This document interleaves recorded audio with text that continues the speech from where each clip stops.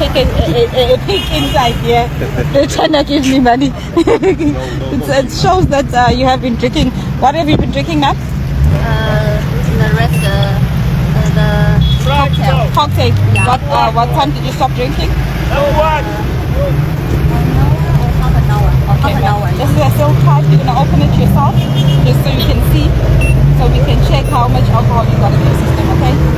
Yeah, you're gonna put it here and you put it in your mouth. You're gonna blow until I tell you when to stop.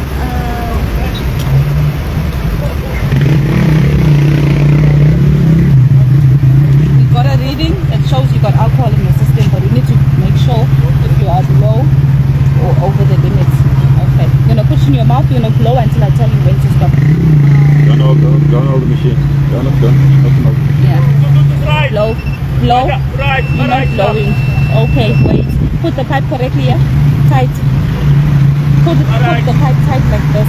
Okay. Don't hold it. Put it in your mouth. Blow. She's not blowing. You must blow your lungs. I'm blowing. Okay, please come. Unlock it up. Alright, smoke it over. It's too too. Stand up. Pull your lungs. Just now Low, continuous. Continuously. Yeah. Yes, lungs just now, up. yes. Yeah. So we're saying when you're standing, Breathe, you'll fill be it up. able to breathe nicely, and then you'll be able to blow. Fill your lungs up a bit.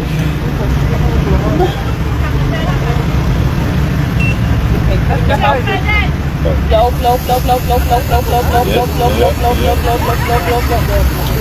Alright. That's what we needed to learn. That's how. 0.76, you are below the limit, ma'am. So let me just explain to you. 我在那个戒指底下。 So let me explain to you. So if you blew 0.24, anything over 24 will be over. Alright, smoke it But now you are 0.076, you are under. Bad. We are pushing to change. 你不要说话。 We are pushing to change legislation that it must be 000. So if it was the legislation now, 0.00, then you would have been in trouble. So be careful. Next time, if you have, Alright. All the way to the sky. Alright. yes, Yes, you got it. be careful now. Oh, we beg your pardon. On this train. Don't see. By a woman. He's a man. His body responds differently to alcohol compared to you. Just be careful now. We won't be changing the law to be 0.0000. Okay, Well done. No. Okay, 走了，不要动双鞋。 Oh, they're done, yeah?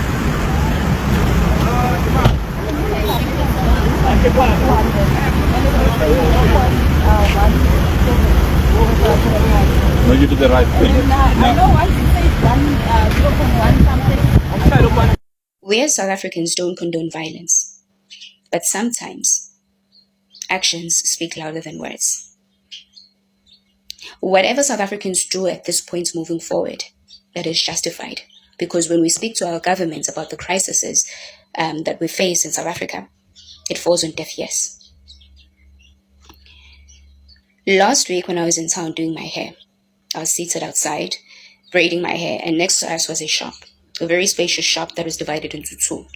Part of it is owned by Nigerians selling clothing, and part of it is owned or rented out to Pakistanis selling their phone covers, screen protectors, chargers, and so on and so forth. I've been plaiting my hair at the same place for years and years and years. I have never ever seen anyone purchasing screen protectors from that part of the shop. So what they then decided to do was to sit outside and canvass and get a young, very, very young, must have been a teenager, girl. She looked like she just came from rural areas. They decided to use her to canvass 20 rand screen protectors, 20 rand screen protectors, 20 rand. People are just passing. Now the question is, it's nice that they're using a South African, giving them a job, probably commission-based, because the way that the lady looked, she didn't look like she's someone that earns a proper salary or commission for that matter. If no one is buying from that shop, how do you afford to rent that amount of space that's there and afford to employ one South African? that looks very, very, very young, yet no one buys from you. But on the other side, or at the back of the street, there is another shop that's owned by Pakistanis, which is very spacious and very big, and it's very busy because a lot of people buy there. So that I can understand. They can afford their rents and employ South Africans and whatever, and foreigners as well. But this one, how do you then afford rent here and afford to employ someone? If for years you've been here, but very seldom people buy them. I've never ever seen someone buying from them. I do see people buying the clothing and what's, but not the screen protectors that are there. As far as I'm concerned, as a foreigner, if you want to start business in South Africa, you need to have a minimum of 5 million rand. There's a reason why they tell you that you need to have that 5 million rand. It's because you're supposed to uplift the economy of South Africa, not just only you making a profit. You need to be able to employ South Africans because majority of South Africans are also facing a huge unemployment crisis. I do not think that someone that's selling screen protectors for 20 rand and no one is buying from them has 5 million rand to come into the country and do that, unless if that business of screen protectors and whatnot is a cover-up. In order for you to be employed in South Africa as a foreigner, you need to have scarce skills and qualifications. Selling screen protectors is not a scarce skill. Anyone can sell it. Even our paras, they sell screen protectors all along. You would never ever find a South African para going to the USA to sell screen protectors for 5 cents. You're crippling the economy. Now, foreigners come into South Africa in overwhelming numbers. Majority of them are illegal or they have been sold illegal documentation. Even though they have paid for it and they believe it's legal, some of them, those documents are given to them by corrupt officials. You do not meet that requirement of 5 million rand, they still give you the documents. You don't have any scarce skills, they still give you that permit. So you can't then just come out and say, it's valid, it's valid, it's valid. How is it valid when you're crippling the economy? Because very often the salons, the clothing shops, those Pakistani shops, they don't pay tax. We are dealing with corrupt government officials as a country. We are protesting against them. We are holding our governments accountable. We are dealing with corrupt government officials who sell passports, which are legal documentations, to people that don't qualify for it. So if you don't qualify to have a business here in South Africa, and that 5 million rand, and you don't have those scarce skills, and you're sold citizenship, and you come here, and then you start selling sweets, bananas, everything that South Africans sell, you are then taking their jobs away from them, directly and indirectly. And then you claim that you are here, it's legal, it's legal. Those very same documents that you buy are giving South Africans a bad name, a bad reputation all over the world, because there is a Nigerian man in China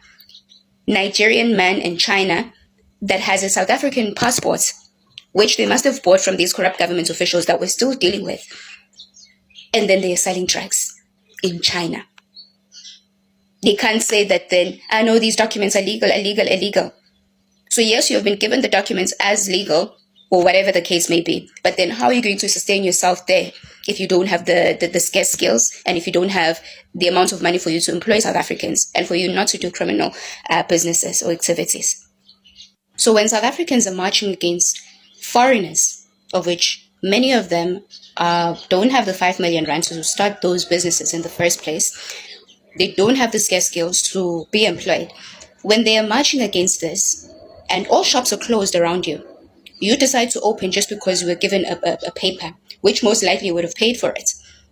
And you say, it's legal, it's legal, it's legal, it's legal. That's you being defensive. That's you showing that you don't agree with South Africans when they are holding their governments accountable. Because the very same government officials that gave you those documentations are the very same ones that most likely are the ones that are corrupt that we are dealing with.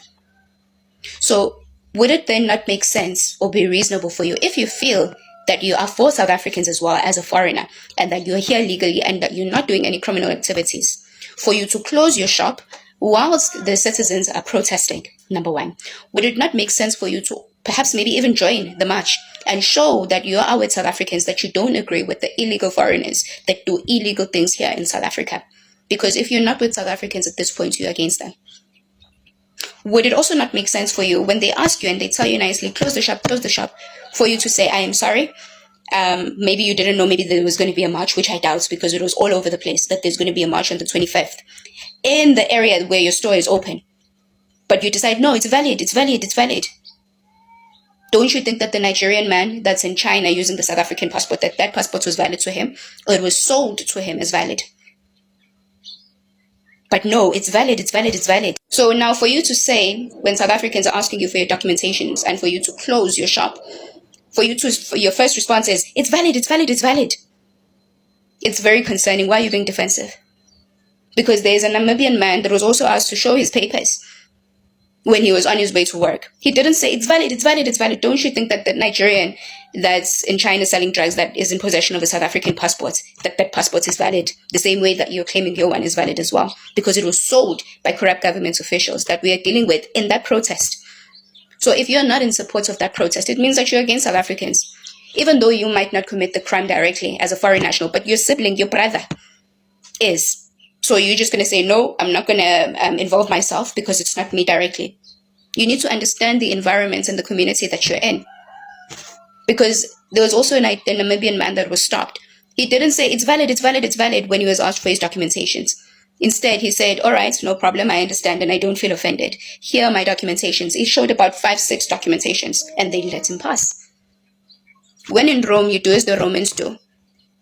And it's also a responsibility of the legal foreigners to also show that they were South Africans against the illegal immigrants that give everyone a bad name.